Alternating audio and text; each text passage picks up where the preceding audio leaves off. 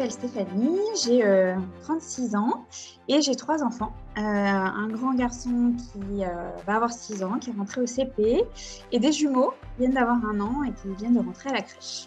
Au niveau de mon activité professionnelle, donc je suis coach et j'accompagne plus spécifiquement les mamans, donc de l'accompagnement autour de la parentalité.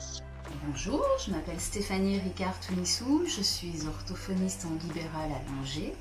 J'ai 45 ans, mariée, j'ai 3 enfants de 16, 13 et 8 ans. Bonjour, je m'appelle Stéphanie, j'ai 2 enfants de 10 et 14 ans. Et je suis en activité en tant que conseil en entreprise en assurance, de quoi être bien occupée. Alors comment est-ce que tu as senti cette reprise avec le retour au travail, le retour de l'école après ces vacances et cette crise que nous avons traversée? Le démarrage de la rentrée a été assez mouvementé puisqu'il a fallu qu'on trouve notre organisation, puisque mon mari a aussi repris le chemin du travail en présentiel. Donc il a fallu gérer les 3 le matin, et donc on a découvert l'organisation avec 3 enfants à préparer le matin et être prêt à l'heure. Donc c'est vrai que c'était la course. On a failli avoir quelques loupés sur les horaires. Alors une reprise un petit peu plus facile que celle de l'année dernière, à la même époque, à la rentrée scolaire je trouve, avec plein de projets en ce qui nous concerne au niveau de la famille. Une reprise des activités sportives, des activités scolaires, du travail pour chacun d'entre nous, donc un planning un petit peu chargé, mais qui nous fait du bien finalement, puisqu'on a pu reprendre les activités sportives cette année, donc ça a refait du bien à tout le monde. Je dirais clairement débordé. Je pense qu'il y a 15 jours effectivement entre la découverte des messages en absence, se réacclimater avec les déplacements professionnels, les inscriptions au sport, coordonner les transports en commun pour les enfants, la logistique justement de qui va chercher qui, ou quand. Clairement c'est une période où justement la notion de charge mentale prend complètement son sens. Est-ce que tu arrives quand même à t'accorder un petit peu de temps dans la semaine? Qu'est-ce que tu fais pour toi? Alors je m'accorde très peu de temps. Très peu de temps, parce qu'en fait j'ai des journées qui sont très chargées. Le temps de déposer tout le monde à l'école, à la crèche. J'ai fait le choix effectivement de les déposer et puis les récupérer donc dès 16h30, donc les journées sont courtes. Et donc dans ces journées-là, j'inclus ma journée de travail, l'intendance de la maison, tout ce qui va être préparation des repas. Donc au final, du temps pour moi, il y en a très peu, et c'est plutôt par bribes. Et peut-être plutôt en soirée, lorsque tout le monde est couché, je vais réussir à trouver peut-être parfois une demi-heure certains soirs.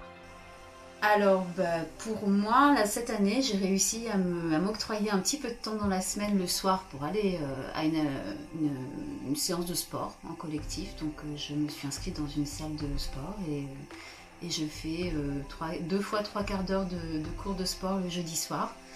C'est un petit peu compliqué, c'est un petit peu la course juste avant pour organiser le repas, les devoirs de tout le monde, et puis que je puisse partir, parce que c'est à 19h le soir. Mais là, cette année, je me suis octroyé le droit de le faire. Le temps que je m'accorde à moi-même, alors au moins 1 heure pour faire du sport, et encore parce que j'ai décidé depuis 1 an que pendant que justement les enfants étaient au sport, il fallait que moi aussi j'en profite. Donc je prends 1 heure pour aller soit à la piscine ou faire des balades en forêt, mais parce que effectivement le fait de ne pas prendre sur la vie de famille me permet de déculpabiliser. Donc, pas terrible effectivement déjà de se justifier pour pouvoir prendre du temps pour soi, et 1 heure aussi pour des actions caritatives, même si je suis pas sûre qu'on puisse considérer que ce soit vraiment du temps pour soi, mais en tout cas c'est aussi du temps que je trouve satisfaisant. Quel besoin aurais-tu toi en tant que femme, mère et professionnelle en plus, si tu avais quelque chose que tu aimerais faire? Je crois que ça serait du besoin de temps. Si j'avais une baguette magique, j'aimerais bien rallonger un petit peu ou ralentir le temps. Je ne sais pas quelle formule utiliser, mais d'avoir un peu plus de temps justement pour, ou en tout cas, ou d'aide, de pouvoir déléguer toute cette partie intendance qui est preneuse d'énergie. Eh bien, un peu plus de temps encore pour faire d'autres activités, ce serait pas de refus, mais malheureusement, c'est pas possible, c'est pas compatible avec les activités de la maison, les enfants, le ménage, puis l'activité professionnelle. Donc oui, j'aurais bien aimé pouvoir faire encore un peu plus de sport ou d'autres activités en dehors du travail et de ce que je fais à la maison. Mais là, pour le moment, déjà, je me contente de ce que j'ai et puis on verra pour la suite.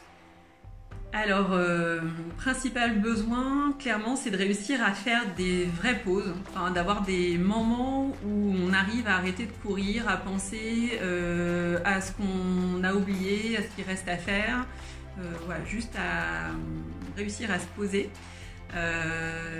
sachant qu'on en revient toujours à la question, effectivement, de réussir à déculpabiliser. Donc, c'est un juste milieu à trouver entre consacrer quand même toujours du temps à la vie de famille, mais en même temps avoir conscience que si je suis pas moi sereine, ça va pas être du temps forcément agréable pour tout le monde. Donc voilà, réussir à quand même se ménager des pauses, mais ce qui est effectivement pas simple parce qu'on a, enfin moi je sais que j'ai toujours facilement en tête effectivement encore ce qu'il y a à faire par la suite et faire abstraction, c'est pas toujours simple. Une toute dernière question, si tu avais un message à faire passer aux femmes qui nous écoutent, qu'est-ce que tu pourrais leur dire? Je crois que je dirais que pour moi, ce qui a été important, ça a été de prioriser les choses. Et c'est vrai que oui, par exemple, ma maison n'est pas rangée, nickel, chaque chose n'a pas sa place. Parce qu'en fait, pour moi, la priorité, elle a plutôt été de me dire, je passe du temps avec mes enfants quand ils rentrent, plutôt que ranger tout, faire 10 fois le ménage. Voilà, ça a été ce choix et je pense que c'est de se dire finalement qu'est-ce qui est important pour moi. Est-ce que c'est effectivement d'avoir cette maison effectivement nickel, bien rangée, si je prends cet exemple-là, ou est-ce que c'est de se dire pour moi, c'est pas le plus important et voilà, je jongle avec ça. De s'octroyer ce moment-là, que moi j'ai réussi à m'octroyer et je ne faisais plus depuis plusieurs années, parce que franchement ça fait du bien au moral, au physique, et c'est important. Et puis moi j'ai besoin aussi de mettre en place des projets, et donc que ce soit moi ou ma famille, on aime beaucoup voyager, et voilà, c'est des choses qui sont importantes pour nous. Donc prendre du temps pour soi, pour la famille, pour partir en famille, pour faire des activités en famille. Écoutez, prenez effectivement du temps pour vous, c'est pas forcément facile, mais il y a forcément un moment où les enfants sont casés au sport, où ils sont avec leurs copains, et donc lâchez le ménage, lâchez le bazar dans la maison, ce n'est pas grave, et occupez-vous de vous.